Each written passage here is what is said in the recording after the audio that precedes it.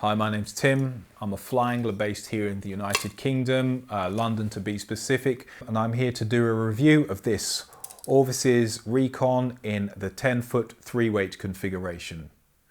So I'll talk about two things. Firstly, build quality, which will be inherent across the range, and then I'll talk about the action and the performance of this rod. So why did I want to get this rod? Well, a couple of things. Number one, I want a rod that can multitask. I do a little bit of, a reasonable amount of fishing off public transport, so I do not want to have loads of items on my person. Just makes moving around a little bit more awkward. So I wanted something that could do a bit of nymphing and also a bit of dry fly work, bit of duo work perhaps. So it has an olive finish, the blank. If you look really closely, it's almost like metallic paint. It has like these colored specks inside it. So yeah, very much like looking at metallic paint on a car, but it is still matte. The whippings are all plain olive. There's no kind of sort of, how can I describe it, tinsel finish or any kind of flash in it. Just a simple olive. The varnish is done very well. This is all just snake guides as well, so it's not the recoiled titanium. Let's go down to the bottom end. We have a label which is a more muted version of the somewhat love it or hate it one that you see on the H3. There is also a no keeper ring.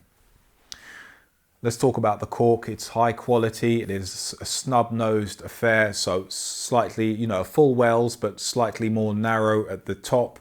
Has a bit more swell at the bottom where it meets the reel seat. Down-locking reel seat because this is primarily designed for nymphing. It has an aluminium seat, very simple, which is what I love. It connects into a nice wooden insert, which has got kind of a mottled brown sort of greeny effect to it.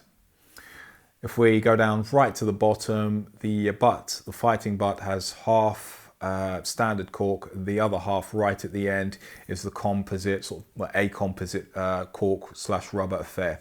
Now let's talk about the reel seat collar. This is a feature that I really love and think should be on all rods. You have a flattening at the top of the thread that goes all the way across, and that stops the collar moving and twisting around. So, and also it doesn't fall to the bottom. So you always know where to angle your reel. So it saves you a few seconds of setting up, which in winter, will make your life that bit easier. And sometimes, when you add certain things up, just that extra little bit of saving of time can mean all the difference sometimes.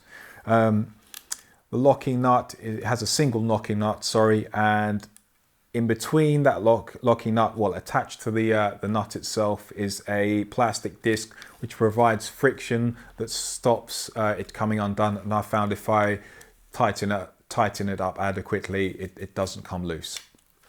Also, if I talk about the weight, in terms of absolute weight, it's quite light. It's not the lightest in class, neither is it the lightest in class in terms of swing weight, but it's still a pretty light rod overall. So let's talk about the action. Firstly, we'll talk about nymphing, which I haven't done a great deal with this rod, but it's quite soft at the tip, particularly the top third I find, which makes it great for flicking out, lobbing your nymphing setups. I tend to use now level line techniques. I've been watching a bit of Howard Croston, which are a bit more difficult to lob out than a tapered setup, but for me this rod copes admirably. It's also nice and sensitive throughout the drift, which are allowing you to detect fine knocks. I've used this not with grayling at the moment, with roach, which are very shy biting, and I can pick up, I can detect very, very subtle takes with this. Where I have used this rod a lot is dry fly fishing. Now, I did quite a lot of time with this rod in Derbyshire on the Derbyshire Y, the Peacock stretch, which is dry fly only and no wading. So a longer rod is handy there. I'm casting flies anywhere from size sort of 12, even 14 caddises for the wild rainbows that are in there, all the way down to size 22 Canis patterns. Leaders I was using there, I started off with self-tapered and then just ended up using standard knotless, anywhere from sort of, 14 up to 18 feet, usually, sort of 16. And this rod coped admirably. It fished really well, casted really well rather, with a 3-way triangle taper. It also, because it has a softer tip than a rod that would be dedicated for dry fly fishing, I was able to cast the long leaders out short range with not much fly line out, because of the softer tip. I would describe the action when casting out a fly line as sort of the stiffer end of medium. So yeah, it was an absolute perfect rod for that.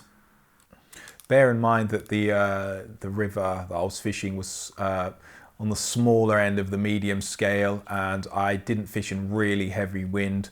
If that were the case, then yeah, I would probably want something a bit faster actioned. It's also worth noting, more recently I've done a bit of fishing with the Duo on a river that we have here in London for just general coarse fish. I overlined it with a Cortland 444 and it still performed really well at short range. So for me, who would I recommend this rod to? Well, I mean, for pure nymphing, if you're on a smaller river, this would be absolutely wonderful. Bigger rivers, you might prefer to have something a bit longer to help extend the drifts, keep more line up, etc. But if you're somebody like me who needs something to multitask, you don't want to carry around 2 rods, you're doing a bit of nymphing, but maybe there might be the odd chance of seeing a dry, a hatch or something, then this is absolutely fantastic for that purpose. Conversely, maybe if you want a rod that does mostly dry fly fishing, this rod would cope really well. Let's just say, like I said, you want to do mostly dry fly but occasionally nymph. Once again, this is a fantastic performing rod. Not the cheapest, of course, £630, but you're buying a quality product that will last. And what I really love is that this has a 25-year guarantee. One reason why I think that's fantastic, I have an H2 9-foot 9 weight. I snapped the tip through carelessness. I can still get a tip section even though that rod was discontinued, 5 years ago, something like that. And for me, it means less items in landfill. It still performed brilliantly, that rod, better than anything you can buy in the mid-price point at the moment. And to be able to get another tip section for that, for me, once again, as fly anglers, a lot of us are very conservation minded, and having a product that's going to last you a very long time where you can get a bit of aftercare for a while after it's been discontinued, for me is fantastic. So yeah, the Orvis Recon 10-foot 3-weight, a fantastic rod. Yeah, I'll definitely be using it throughout the year for multiple different purposes. Yeah.